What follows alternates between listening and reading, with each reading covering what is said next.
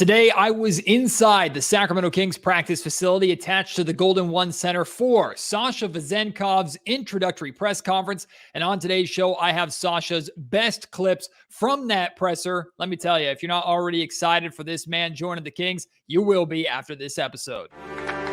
You are Locked On Kings, your daily Sacramento Kings podcast, part of the Locked On Podcast Network, your team every day. And now, ladies and gentlemen, it is that time for another episode of Locked On Kings. Hello and welcome into Locked On Kings, your podcast hub for Sacramento Kings coverage all off-season long. My name is Matt George. I have the privilege of being your host here. I'm a Sacramento sports reporter and producer for ABC 10 News, and I love going back to the Golden One Center. It doesn't matter what time of the year it is. Just being there is just, it's a happy place of mine, right? And to walk up to the Golden One Center and know that in a little less than 2 months, we'll have opening night in that building, playoff rematch, Kings versus Warriors. That place is going to be sold out, packed. I can't wait for that.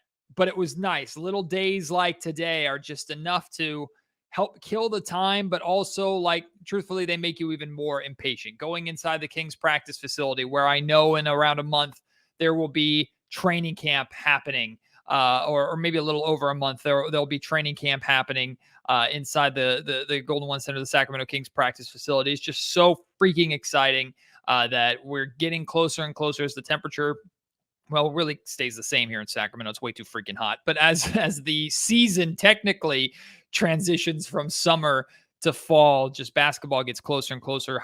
College football began today. The NFL begins next week. So that those are like milestones or like checkpoints in the race for NBA basketball to return. But it was so fun being back inside the practice facility, being able to meet Vezenkov for the first time. Now, to be clear, this was a press conference, so we didn't get like one-on-one time or a chance to really like introduce ourselves to Sasha other than, hey, Matt George, ABC 10, and then ask a question. But still, our first opportunity as media members to really interact with Sasha and ask Sasha some questions. And I have a combination of clips, basically 7 different clips or answers or statements that Sasha made that I want to play for you here on the podcast today.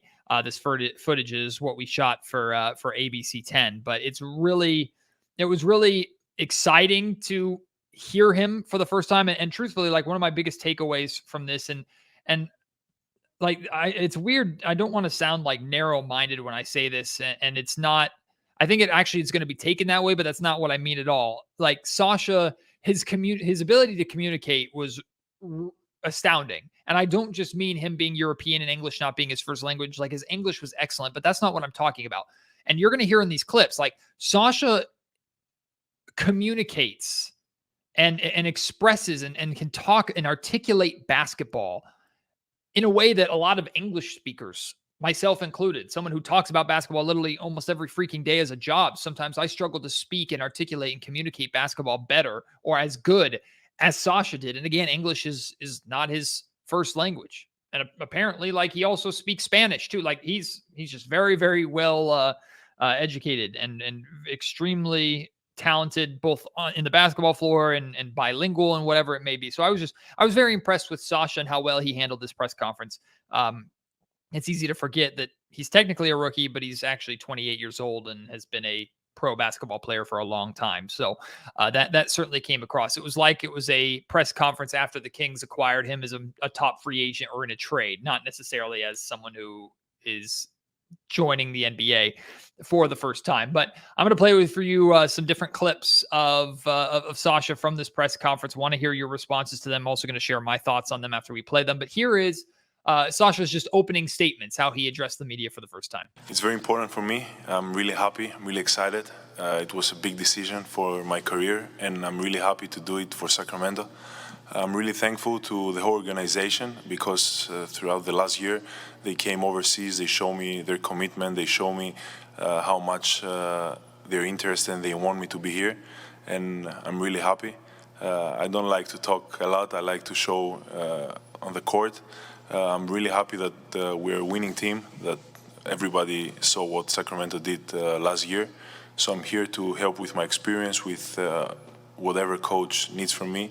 So this team continue to win games. And he's saying all the right things. He's going to do whatever the coach is going to ask of him to do. And then I don't like to talk. I like to do like his play on the floor. Like he likes that to do the talking for him. So Sasha off to a great start in terms of like winning a press conference and press conference points and media brownie points. He was off to a good start there. But Sasha, one of my favorite parts of this press conference was Sasha discussing like how badly the Sacramento Kings wanted him and the effort that the Kings made to get to know him and to attract him to Sacramento, and how much that actually impacted his decision to come join the Kings. Like when all this starts in November, I didn't expect that almost every member will come to Greece, but this showed me that they want me a lot, that they are following me, that they want me here. So it was really mattered in my opinion and in my decision, because this helped me because, like I said, it was a big decision, and all the members of the organization showed me love and showed me respect and showed me that they want me to be, and I have to be a member of the Kings. So I'm really happy about it. Monte, I mean, speaking of actions speaking louder than words, like Monte has gotten a lot better in press conferences. Kings general manager Monte McNair at like being a little more open and saying a little bit more. But the actions of him and his front office and even the Kings coaching staff, like how many trips they made to Greece and made to Europe to watch Sasha play and spend time with Sasha and really encourage him to like be a part of the Kings, and how badly they wanted him to be a part of the Kings. Like that speaks volumes. And that to me shows really truly how badly the Kings wanted him. And it's easy to forget, like the Kings acquired the draft rights to him a couple of years ago in, I think it was the Keegan Murray draft. They acquired his draft rights for a second round pick.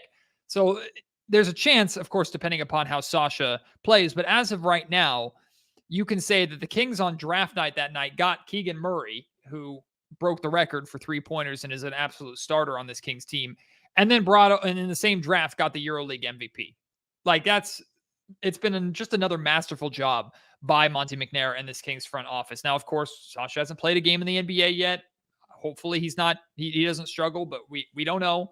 But I think it's easy, or it's likely that Sasha is going to be a strong contributor to the Sacramento Kings and have a strong NBA career for however long it lasts. And it's telling to me that one of the key factors for him to join this team was how badly the front office and how badly this team wanted him, and how they expressed to him that they wanted him. But also what attracted him is of course the style of basketball that the Sacramento Kings play. And the word that Sasha uses here, I'm curious if you catch it, because I think it's a word that will make a lot of Kings fans smile.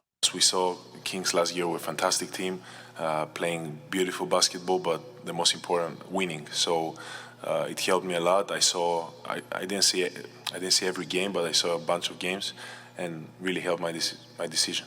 You said watching the team last year, the beautiful basketball that they were playing, that really drew your attention.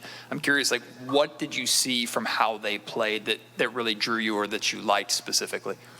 I think like the pace. The pace we're playing was incredible, like fast and strong and tough. And with this pace, they're winning games, and the other team couldn't like follow this pace. So I think that's the first thing. Also the movement, the passes is like not typical NBA team, and that's like back in Europe, because we don't watch like too many NBA games. This specific team, the Sacramento Kings last year, played really beautiful, like the style I like and I like to watch. Beautiful. That was the word that Sasha used. Beautiful. He used it multiple times to describe the kind of basketball that the Sacramento Kings play. And then in answer to my question that I asked there, he talked about like the pace and the ball movement and things like that, all factors that turn into the beautiful style of play that the Sacramento Kings have. Like that excited me to hear him describe it that way. I thought it was very interesting that he said like how different that is from other NBA teams. And in a lot of ways, that's very similar to like European basketball, a lot of ball movement, getting up and down the floor. So to hear Sasha describe it like that certainly excited me. I know excited Sacramento Kings fans, and it's easy. It's easy to think about. You copy and paste what Sasha did in Europe to Sacramento. Like, he doesn't have to drastically change who he is as a player. Like, he can be what he was as a EuroLeague MVP. He can be that and be successful right away. Now, if there are question marks, of course, on the defensive end of the floor, and there's certainly things that he's got to work on, and you're going to hear him in a little bit talk about like the transition from the NBA from Europe and the differences in the game and things like that. So I'm not saying it's an absolute like one-for-one exchange necessarily, but Sasha can play his style of basketball. Sasha can be himself, which is that perimeter shooter, quick catch and shoot, can put the ball on the floor if he wants to, great cutter off the ball.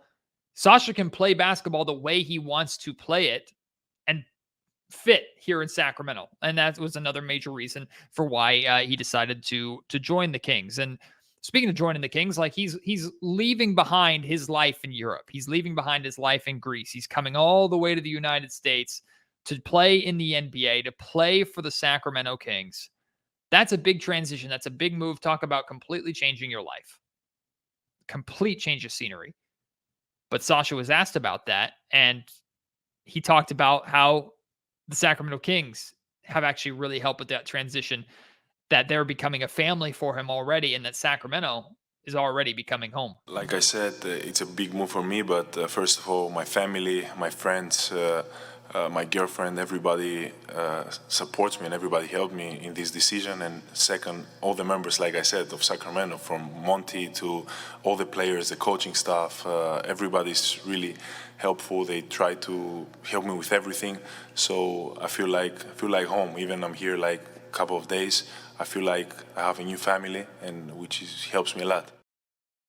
Today's episode of the Locked On Kings podcast is brought to you by FanDuel. Get ready for the NFL season with incredible offers from FanDuel, America's #1 sportsbook. Right now, new customers can bet $5 on anything and get $200 in bonus bets guaranteed. All customers who bet $5 will get $100 off NFL Sunday Ticket for YouTube and YouTube TV. Talk about a great investment, right? Make a $5 bet on whatever you want, a Super Bowl champion, a betting line for opening game or like the Thursday night game, like whatever you want. Bet $5. You're guaranteed, whether you win or lose that bet, you're guaranteed $200 in bonus bets for you to make more money on FanDuel. And you get $100 off NFL Sunday Ticket, which is a killer deal. That's incredible. Now is the best time to join FanDuel. The app is easy to use and you can bet on anything from spreads to player props and more. So visit FanDuel.com/lockedon and kick off the NFL season with an offer you simply don't want to miss. FanDuel, official partner of the NFL.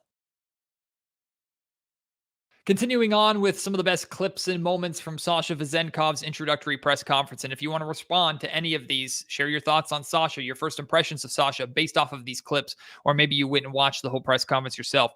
You can do so at MattGeorgeSack on Twitter. You can email me, mattgeorgesports@gmail.com. And if you're watching on YouTube, leave your thoughts in the YouTube comment section down below. But let's talk about the differences between EuroLeague and NBA basketball. I don't need to tell you because I don't know what EuroLeague basketball is like. I only know the NBA, and I know the NBA to be the greatest league in the world, period, at the most elite level.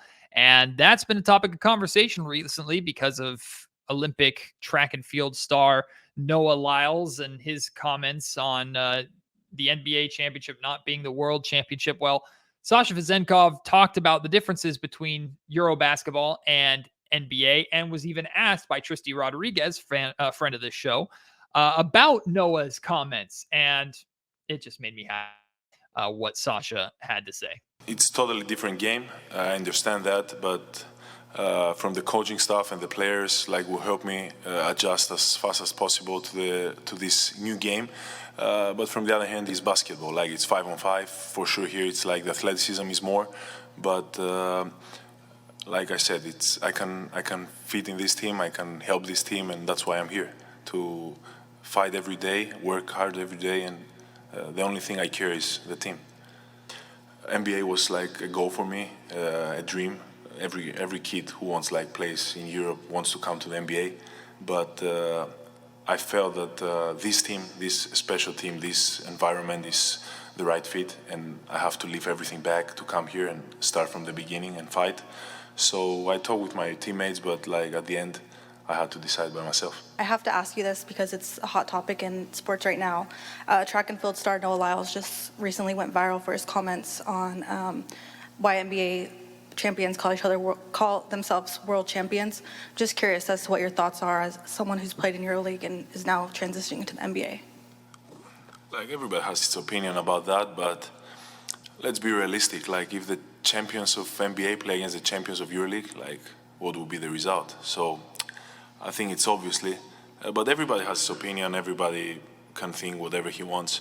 I know that for basketball, NBA is just something different. Of course, EuroLeague is tough. Of course, we can see that a lot of Europeans are playing in the league, and like recently, some of the MVP of NBA are Europeans. But like I said, it's totally different league, and it's something that like it's on the top.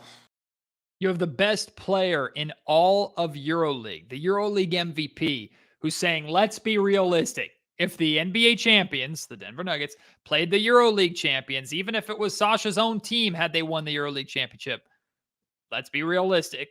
It's obvious what would happen. The best team in the NBA team, the NBA champions, would win. I'm very glad that Sasha said that. I'm very glad. And he said that without tearing down any game or any league in Europe. Like Euro basketball is very, very good. And like you mentioned there towards the end, the best players in the NBA right now are from Europe. Multiple MVPs coming from Europe. So there's a way to appreciate and admire EuroLeague basketball and European basketball and international basketball, period. Like international basketball has just gotten better and better and better and better and better. And that's only a great thing for the NBA, who attracts all of the best of international players to mingle and mix with the best domestic NBA players. Like it's an awesome thing. It's an awesome thing for the league. It's an awesome position for the Sacramento, rather the NBA to be in. And I really appreciated those comments from Sasha. Now, let's talk about Sasha's approach to the NBA. He talked about the differences between the EuroLeague game and the NBA game. But for Sasha specifically, like how is he approaching those differences and how is he going to make his transition to the NBA? I will do what I was doing until now, and I'll try to improve in every practice, in every game. The time of adjustment, I have to be mentally and physically ready, like to adjust fast. And as I said, the whole organization, the coaching staff, my teammates will help me a lot in this process, and I'm ready. Finally, this was one of my favorite answers from Sasha, the last clip of Sasha's that I'm going to play for you. He was asked specifically about De'Aaron Fox and Domantas Sabonis and Keegan Murray and playing with these guys for the first time and what that's going to be like and how excited he is to play with them. And Sasha gave us the scouting report. I studied their game. I know like every single player, what he's doing. And I did my scouting before I come here. And obviously when we talk about an all-star and rookie first team, like one of the best rookies of the league and like another all-star and so great players and the coach of the year, as Monty said, like we have a great organization with great players and everything is so high, like the expectations are high from you, from the fans, from everybody. So we just have to work really hard. For me, the best part is that the core is the same of the team, so I have to adjust fast. I have to be like every day the best version of myself, and to play with all-stars and so many good players, it's really unbelievable. Now, Kings general manager Monte McNair was on stage with Sasha, did answer some questions. I'm only going to play for you one clip, and it's an answer to my question that I asked Monty, and really it could be a better question for Kings head coach Mike Brown, but Sasha's in a very unique position because he's a rookie in the NBA. He's never played in the NBA before, but he has all of this experience, was the best player in Europe last season. So I think there is a pretty big expectation that Sasha is going to come in and be an impactful player for the Kings and help the Kings win right away.